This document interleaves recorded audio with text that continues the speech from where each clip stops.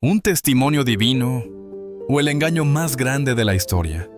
A lo largo de los siglos, una misteriosa reliquia ha desconcertado a creyentes y científicos por igual. Un sudario de lino, marcado con la imagen de un hombre crucificado, ha sido venerado como la prueba más tangible de la pasión de Cristo, pero también ha sido cuestionado, analizado y hasta calificado de fraude. Sobrevivió a incodios, saqueos y siglos de controversia. Ha sido examinado por la ciencia, pero sigue sin respuestas definitivas. Lo que verás hoy podría cambiar tu forma de pensar sobre la historia y la fe. Desde los oscuros pasillos de la Edad Media hasta los laboratorios más avanzados de la actualidad, este relato te llevará a través de enigmas, secretos y descubrimientos que rodean a la sábana santa de Turín. ¿Es realmente el sudario que cubrió el cuerpo de Jesús o una obra creada siglos después? Acompáñanos en este viaje y descubre la verdad por ti mismo. La piedra rodó sobre la entrada del sepulcro con un sonido sordo, sellando la oscuridad en el interior. El cuerpo de Jesús de Nazaret, recién descendido de la cruz, yacía envuelto en un sudario de lino puro, según la costumbre judía. José de Arimatea había ofrecido su tumba nueva, tallada en la roca, para el descanso del Maestro. Las mujeres que lo habían seguido desde Galilea observaron dónde lo ponían, con la intención de volver después del sábado para ungir el cuerpo. El sepulcro permaneció cerrado bajo la vigilancia de los guardias romanos. Pero al tercer día, cuando María Magdalena y las otras mujeres llegaron al amanecer, encontraron la piedra removida y la tumba vacía. Solo quedaba el sudario, doblado cuidadosamente en un lugar aparte. No hubo testigos del momento en que el cuerpo desapareció.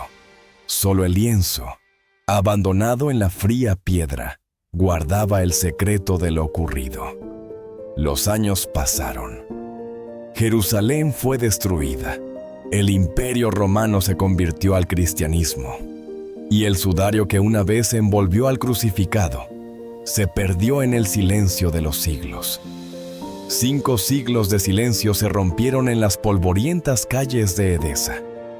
Entre los tesoros de la ciudad fortificada, protegido como la reliquia más preciada, apareció un lienzo que los fieles llamaban el Mandilión. La tela mostraba milagrosamente, decían, el rostro de Cristo, no pintado por mano humana. Las crónicas de la época cuentan cómo el rey Abgar-Pim de Edesa, enfermo de muerte, había enviado un mensajero a Jesús pidiendo curación. El Señor, incapaz de viajar personalmente, se limpió el rostro con un paño que quedó milagrosamente impreso con sus rasgos. Cuando el mensajero regresó, el rey se curó al instante al contemplar la sagrada imagen. Durante siglos, el Mandilión permaneció oculto en los muros de Edesa, hasta que en el año 944, el emperador bizantino romano I envió un ejército para rescatarlo de manos musulmanas. El traslado a Constantinopla fue una procesión triunfal. El emperador mismo salió a recibir la reliquia, descalzo y vestido de luto, para depositarla en la capilla imperial de Faros. Allí permaneció, custodiada como el tesoro más preciado del imperio. Los peregrinos que lograban verla juraban que la imagen, aunque desvaída, cambiaba ante sus ojos. Unas veces mostraba un Cristo sereno, otras, un rostro marcado por el dolor. El misterio del paño sagrado crecía con cada generación.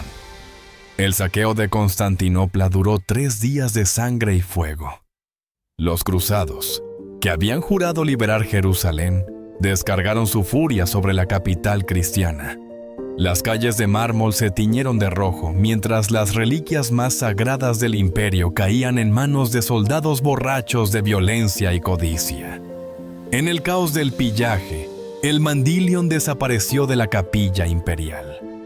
Testigos posteriores contarían cómo los soldados venecianos y francos rompieron los sellos dorados que protegían la reliquia, arrancando los hilos de perlas que la rodeaban.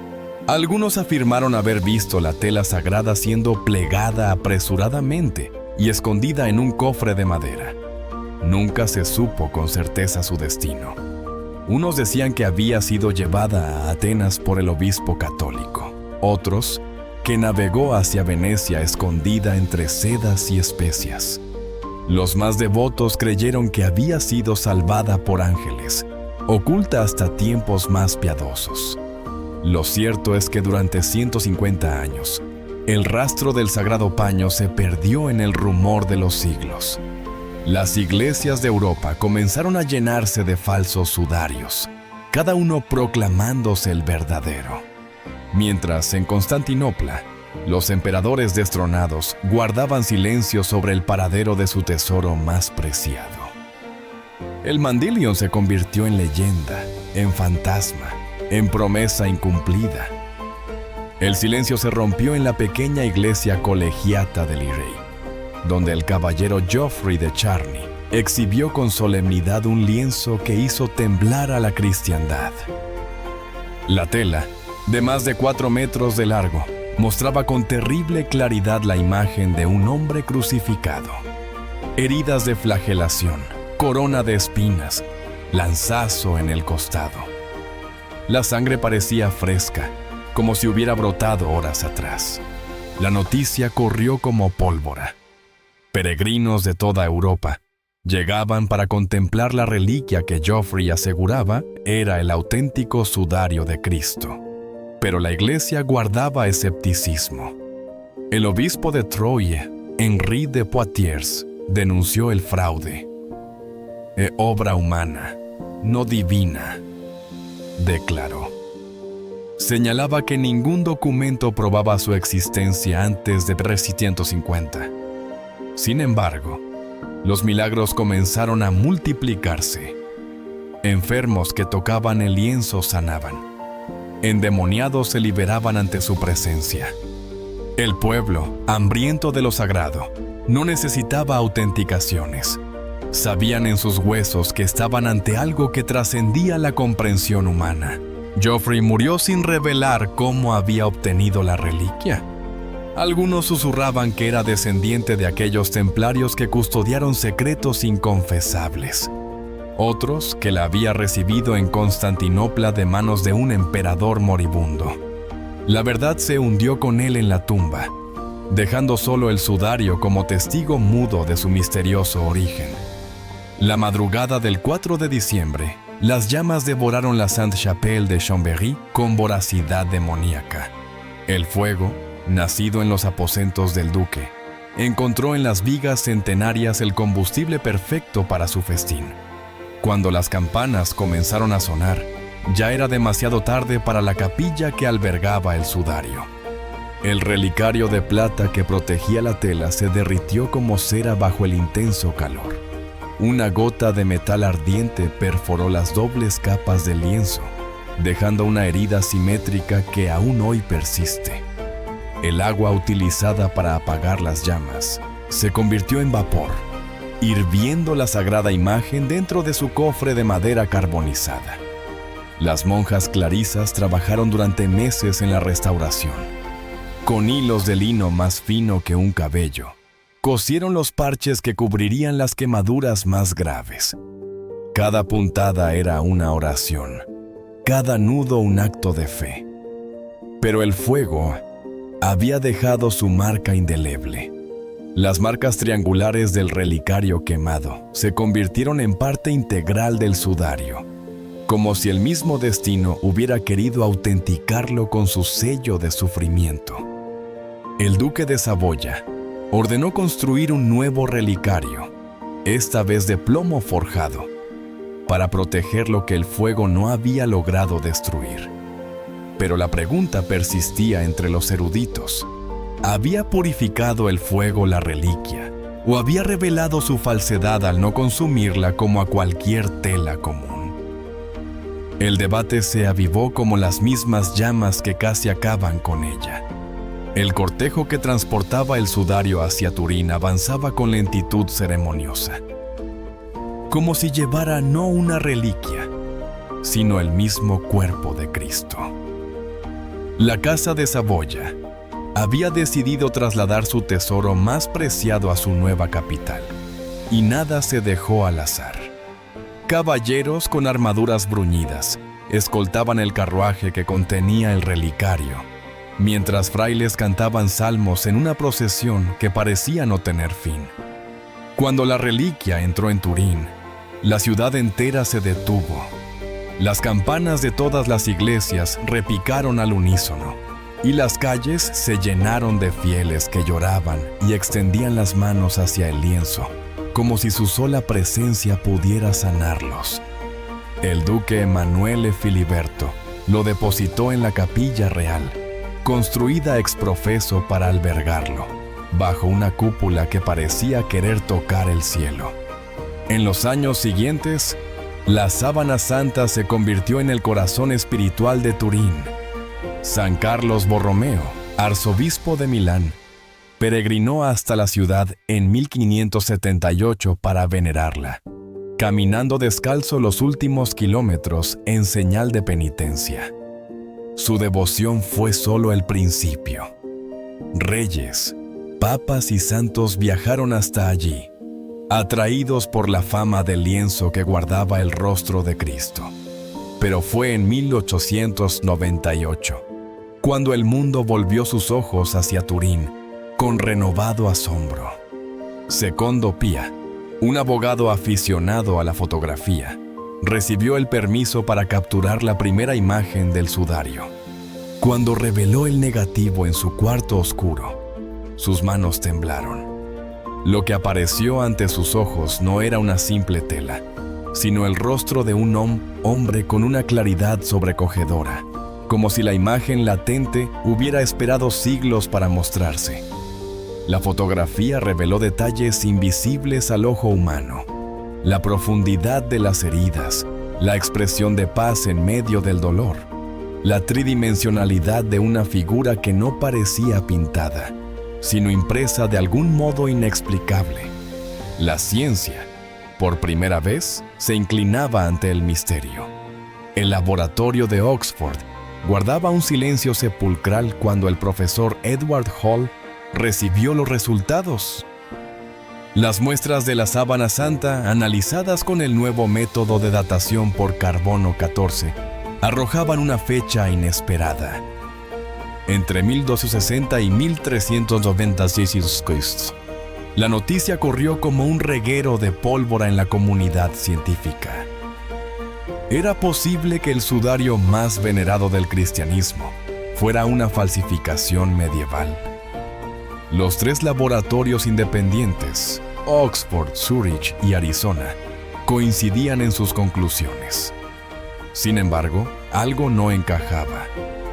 El doctor John Jackson, físico especializado en análisis de imágenes, señaló con escepticismo: la técnica de datación no explica cómo se formó esta imagen. No hay pigmentos, no hay pintura, solo una oxidación superficial de las fibras que reproduce con precisión anatómica un cuerpo humano flagelado y crucificado. Nuevos estudios revelaron datos desconcertantes. La imagen mostraba propiedades tridimensionales imposibles de replicar con técnicas medievales. Las manchas de sangre coincidían con el tipo ave, frecuente en poblaciones semitas. El polen encontrado en la tela incluía especies exclusivas de Palestina. El incendio de 1532 se convirtió en el centro del debate.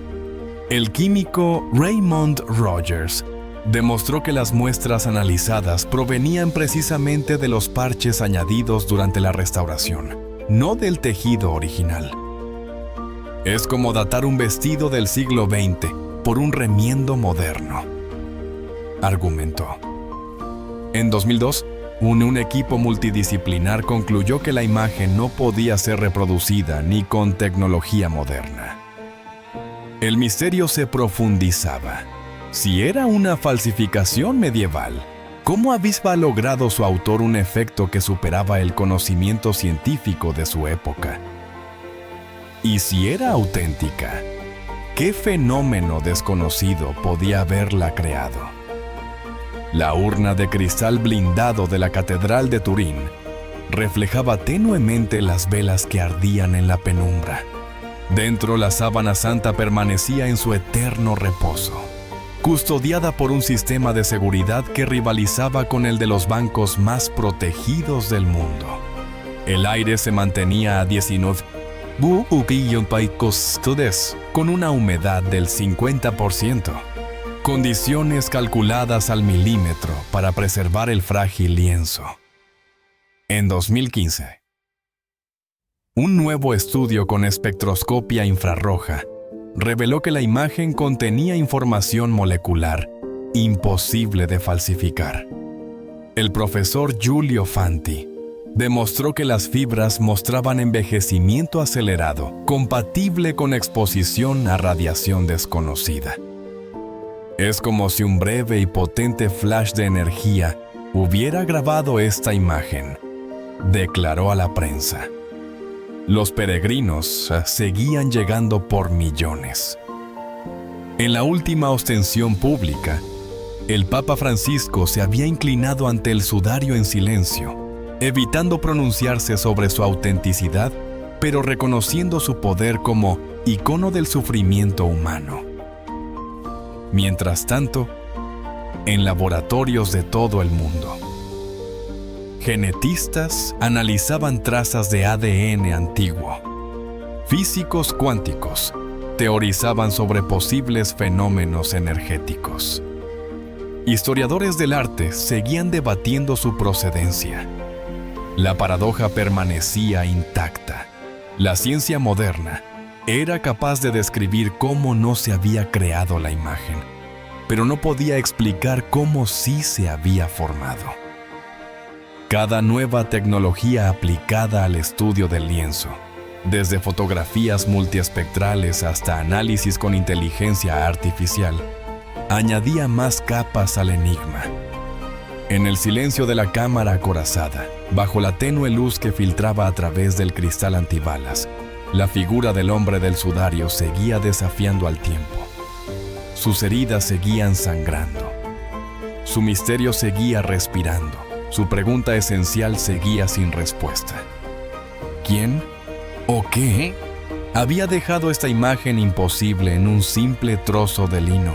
En definitiva, científicos de todo el mundo, incluyendo los de la NASA, no fueron capaces de determinar cómo el santo sudario fue realizado, llegando a la conclusión que en el momento de la resurrección de nuestro Señor Jesucristo, un poderoso haz de luz de rayos X hizo su impronta sobre la fina tela, dejando su huella en 3 dimensiones. La sangre hallada es AB, la misma encontrada en Santo Sudario de Oviedo, y otros milagros eucarísticos. Y dado que la prueba del carbono 14 no es efectiva, pues la prueba obtenida para su datación estuvo expuesta a muchos factores durante años como polvo, incendios e incluso impactada por un rayo y tocado por muchos devotos. No es una prueba concluyente al estar contaminada por factores medioambientales, siendo así una reliquia única de nuestro Señor Jesucristo.